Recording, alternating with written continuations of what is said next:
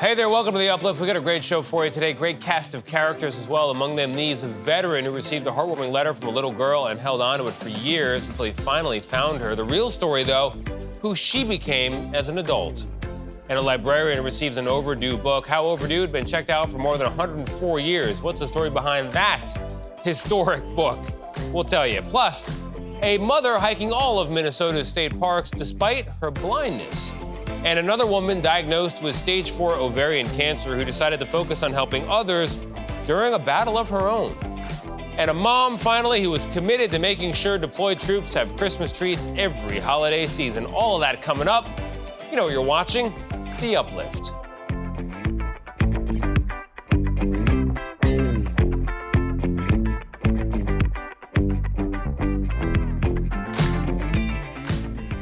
Hey there, I'm Tony DeCopo. This is The Uplift, the show that lifts you up for at least the next 30 minutes, you and me as well. And we're going to begin with Steve Hartman, Kindness 101. It's a fantastic series. The theme of this one, a fitting one for the holiday season, thankfulness. This is Meryl, my daughter and master sign maker. And today we're talking about thankfulness. For a definition, we toss it over to someone I'm mostly thankful for, my brother Emmett. Right back at you, Meryl. So thankfulness is a warm or friendly feeling that you get in response to another person's actions. Right. Thankfulness is not that reflex response, like when somebody passes you the ketchup and you say thanks. And it's not like when I ask Emmett to empty the dishwasher and he says, I'll get to it, thanks. That's called sarcasm. That's right. Yeah, I do not like doing the dishwasher, in case you couldn't tell. Yeah. We're talking about thankfulness. We're talking about the power of a sincere thank you, often out of the blue, to make someone feel loved and appreciated. And of course, I have an example. A story pulled from our library of life lessons, filed under thankfulness. Inside the Vitalia Senior Residences in Strongsville, Ohio, 95-year-old Frank Grassberger sits on a treasure. In fact, Frank says, other than his wife Dolores, almost nothing matters more to him than this note. I'd never be without it. Why did it matter so much that you have it with you all the time? Because it's something that somebody thought of me that much. When he has that letter with him, he has a feeling of faith and trust and love. To understand how a letter can do all that, you first need to know that Frank is a World War II veteran. And back in 2009, a third grader wrote to thank him for his service. If it wasn't for you, we would never have freedom. I'm so happy you made sacrifices. Your friend, Deshauna Priest. To Frank, that simple thank you came to symbolize a life well served. I'm tickled to death that I have a letter like this. He wanted to thank the author. We never could find her. He says, before I close my eyes, I have to find her. I have to find her. Just about everyone who works here was well aware of Frank's attachment to that letter and his decade-long desire to find the little girl who wrote it. So the staff did some sleuthing. And lo and behold, meet Deshauna. She vividly remembers writing the letter as a school assignment because she so admired people in uniform. It's like, wow. Like, I get to write to a veteran. Yeah. So it was like an honor. Yeah. An honor that continued. So here she is. When Deshauna surprised Frank in her National Guard uniform. Honest to God, oh, I love you so much. You can't imagine the feeling I had when she stood next to me. It just took my breath away. It really did. I thought, where's his heart pills? Because I thought, oh, this is it. This is the big one. This is a godsend. Fortunately, Frank's heart only swelled and may never return to its original size. So this is the beginning of something. Yeah. Friendship. Family, not friendship. There's love there, deep down in the heart. She's like my third daughter. She really is. It started with a lot of love and affection, and it's ending the same way. Who knew a simple thank you could make a life complete? Steve Hartman knew that too. That's a great story, Steve. Thank you very much. To our next story. The incentive for returning library books in a timely fashion is if you don't, you get hit with a late fee. So why did one family keep a book for more than a century? CBS Minnesota's David Schumann has the story. For some book lovers, what's the first thing you do when you get your hands on an old book? Yeah, I was smelling it. I want to say it smells like fire, but that would be ridiculous. It doesn't smell like fire. It smells like a very cool old book. But this book's different. This copy of Famous Composers Volume 2 was checked out from the St. Paul Public Library in 1919. It found its way back this week. A community member found it while cleaning out her, I think it's her grandmother's home. An over 100-year-old book, and it's about 100 years late to coming back to the library. These stamped dates tell a story in a way. Library staff believe the book may have survived a fire in 1915 that led to a new location, the current Central Library downtown. It's in relatively fragile condition, so here at the front, the binding is really cracked. It feels really awesome to hold it in my hand. Okay, let's do some overdue fines math. The book was checked out for 104 years, which is roughly 38,000 days. At a penny a day, and that's being conservative because the fine eventually went up to 25 cents a day, that's roughly $380. Lucky for the family, though. We eliminated late fines in 2019 at the St. Paul Public Library. Phew. With the book returned and that out of the way, the library says it'll eventually be put on display in their historical collection. And I think it's a really good reminder about how relevant and important libraries are, both now and 100 years ago as well. Support your local library. Thank you for that story. Coming up, a woman in Illinois writes a letter to a stranger in California and finds her dad after 60 years. Plus, a woman diagnosed with cancer decides to make it her dying wish to help others with their medical debt. The impact she's had, monumental.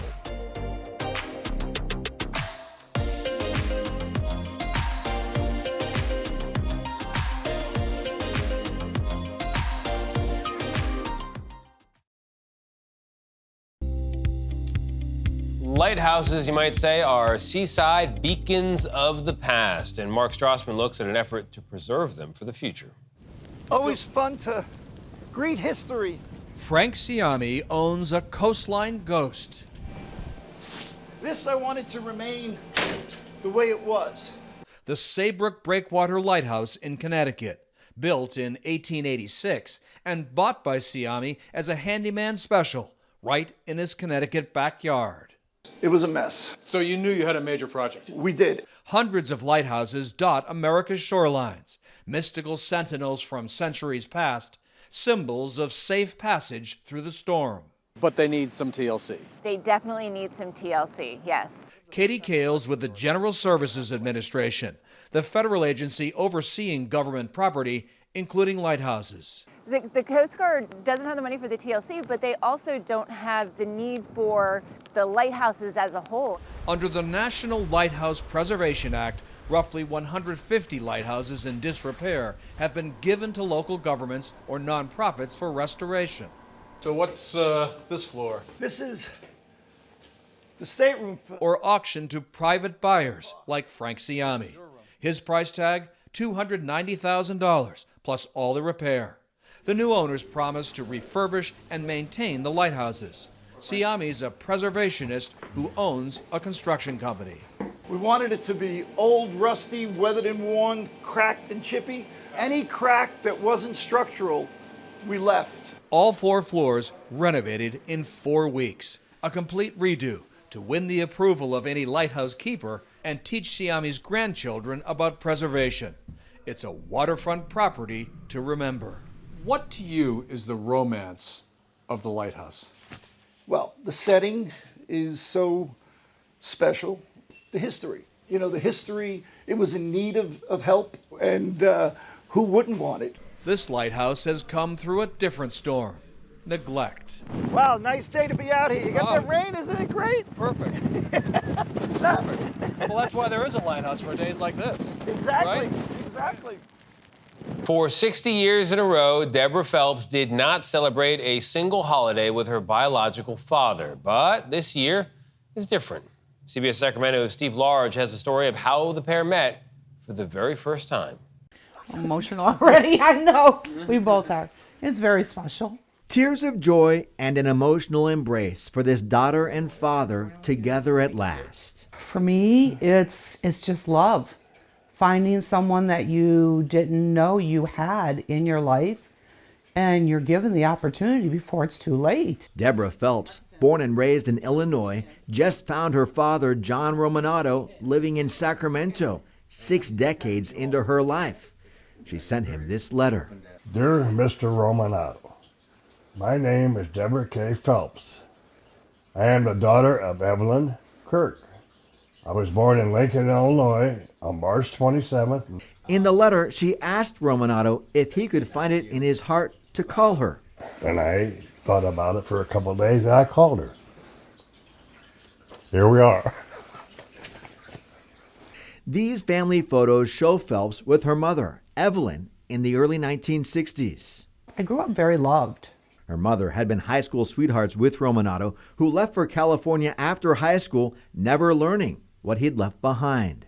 I had no idea I had a daughter. I got in the car and went to Hollywood. I was going to be a movie star, you know. Phelps' mother died 30 years ago when she was hit in a DUI crash. She says she just learned about her mother's high school flame through a relative. And it came out when it was supposed to come out. That's what I believe. A father and daughter's special bond unbroken after all these years. And on this holiday, filled with gratitude for their future together. Move forward with love in your heart and see where that takes you. Yep. That's a good strategy coming up. A woman dedicated to hiking all of the state parks in the state of Minnesota despite losing her vision. Plus, a mom whose legacy is creating cookies for the troops, an organization that makes sure service members overseas feel loved, especially during the holidays.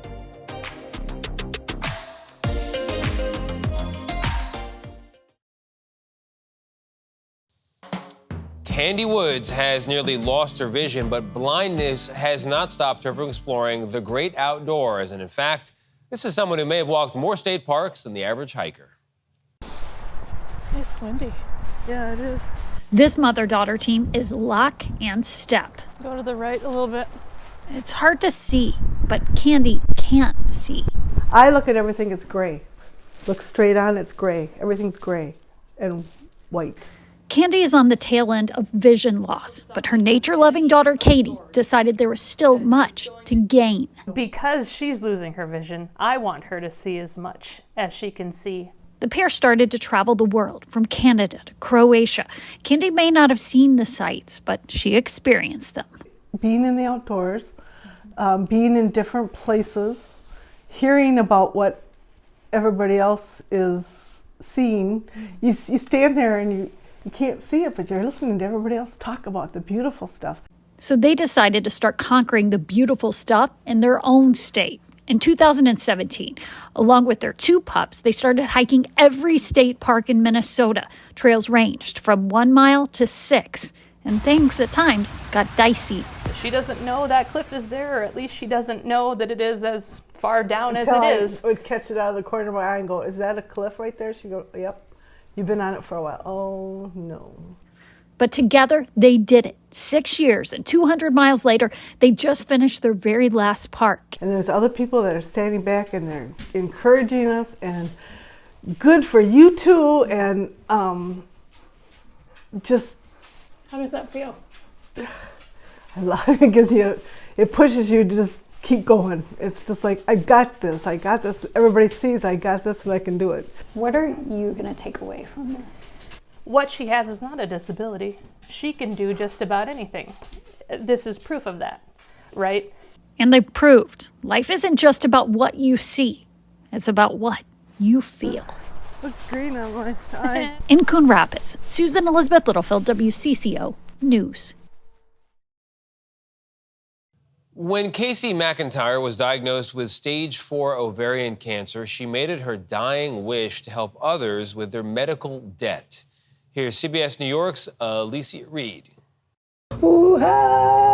Casey McIntyre spent the final months of her life surrounded by the people she loved. A fantastic summer where we were at the beach, we were at the river, we were fishing, we were playing with our daughter. The 38-year-old was diagnosed with stage 3 ovarian cancer in October 2018. Treatment helped, but it returned in September 2021, stage 4. Chemotherapy monthly or chemotherapy eventually weekly You're doing rehab after surgery. She went through a lot. The last number of years were trying, but a sliver of hope shined through. The couple was doing IVF while Casey was in remission. We found out that we were expecting our child in August of 2021, and about 2 weeks later we found out Casey's cancer was back. Grace was born via a surrogate. This time around, treatment didn't work for Casey. She was eventually released from the hospital in June for hospice care at home. While facing her own mortality, the new mother learned about the nonprofit RIP Medical Debt on social media. Along with her husband of 8 years, they began donating to help other people. Now, he started a campaign in her honor. I think RIP Medical Debt destroys about $1 of medical debt for every penny that is donated. So if we raise $100,000, that will be $10 million of medical debt that is canceled out.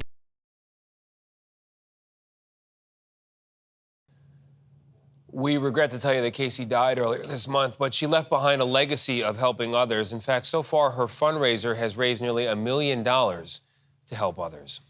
Coming up next, a story about another mom who left a legacy bringing joy to troops deployed overseas.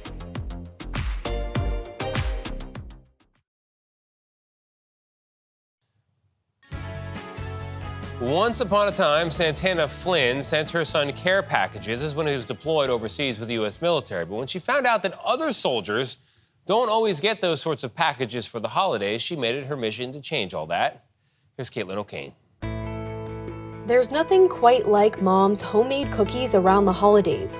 But for troops who are deployed overseas, comforting reminders of home might be scarce. Unless your mom is Santina Flynn, who always sent her son Justin cookies when he was deployed. After the first deployment, my mother asked if everyone was getting enough mail. So when I told her that we had some Marines out there with me that didn't have family at home, she wasn't going to let them not receive mail and goodies for home. So in 2008, Santina not only sent her son cookies, but she sent his whole unit a Christmas care package. You heard the whispers around everyone, like, someone sent us Christmas cookies. Go check out the community table. And there's all these fresh cookies there waiting for everybody. Having something that was not, quote unquote, cooked in mass, but cooked by a bunch of moms in a kitchen, it just felt sentimental. Justin said his mom was a woman with a big heart. So she decided to make cookies for the troops an annual tradition. Each year, Santina and about 8 friends would pack into her kitchen and make dozens and dozens of cookies for troops who are nominated by their family and friends. They bake an average of 2,500 cookies all in one day. And when he came home, Justin joined the operation. But in 2019, Santina sadly died from breast cancer. But not before she laid the groundwork to make cookies for the troops an official business. My mother always had the vision that she wanted this to continue. This was like her purpose. She was sick and battled cancer for 5 years, so there was plenty of time for her to get us incorporated and to start the trademark process. We always knew that we were going to continue it. It's a lot of work, but with donated ingredients and a little elbow grease, they make Santina proud, and troops feel loved. You know, you're a lot depersonalized when you're overseas. You have a mission at hand, but as the holidays approach, you really do, start to miss home. And for me, there were always huge family gatherings. And short from being able to pick up a sat phone and call home during the holidays, there's really nothing better than getting some cookies that were baked with love. It really does make being gone for the holidays a little bit better. So there's nothing like homemade cookies around the holidays, but more importantly, there's nothing better than love. And that is really Santina's legacy. She knew it would cheer people up. I don't know that she really knew how good it feels to know that there's people at home that are thinking about you during the holidays. It makes it all worth it. Great story, Caitlin. She swings, she connects. That's our show. I hope it brightened your day. I hope it lifted you up. If for some reason it didn't, press play again on the next episode. Totally free. One of these is going to work one of these days. I'm going to find some more good news. See you next time.